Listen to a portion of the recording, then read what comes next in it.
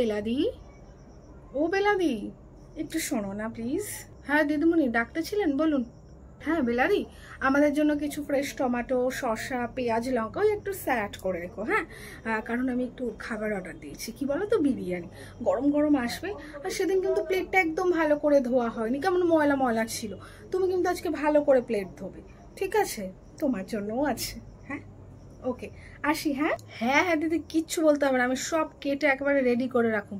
কি বলুন তো, সেদিন কিন্তু আমি প্লেট ধুইনি, ধুয়েছিল ওই মনি, এর জন্য ওর তো অপরিষ্কার কাজ, বুঝলেন কি না? আমি আজকে পরিষ্কার করে দেবো, প্লেট পুরো ঝকঝক করে আমি সব রেডি করে রাখবো, কোনো চিন্তা নাই দিদি। বাই, আমার ক্লাস আছে, তুমি একটু দেখে নিও। আচ্ছা বেলাদি, স্টুডেন্টসরাও তো চিৎকার করছে কেন? তখন দিয়ে কানের মাথা ঝালা ফালা হয়ে যাচ্ছে, দেখো তো একটু। আর বলবেন না দিদি, বুঝাইতে বুঝাইতে মাথা সকাল দিয়ে পাগল হয়ে গেল। ওরা ডাল ভাত মিড ডে মিলে খাবে না, বলছে রোজ রোজ ডাল ভাত, রোজ রোজ ডাল ভাত ওরা খাবে না। ওরা নাকি ডিম খাবে, সয়াবিন খাবে, মাংস খাবে, আলুর দম খাবে। বলেন দেখি দিদি, কেমন রাগ ধরে? তাই নাকি ওরা এসব মিড ডে মিলে খাবে না? এদিকে তো ফ্রিতে খাচ্ছে, তার উপর আবার এত কিছু চাইছে। এরা পারে, ও সত্যি। খাবে না তো খাবে না, ওদের জোর করেছে কে? যার খেতে পাবে না সে এমনিই খাবে, ছেড়ে দাও।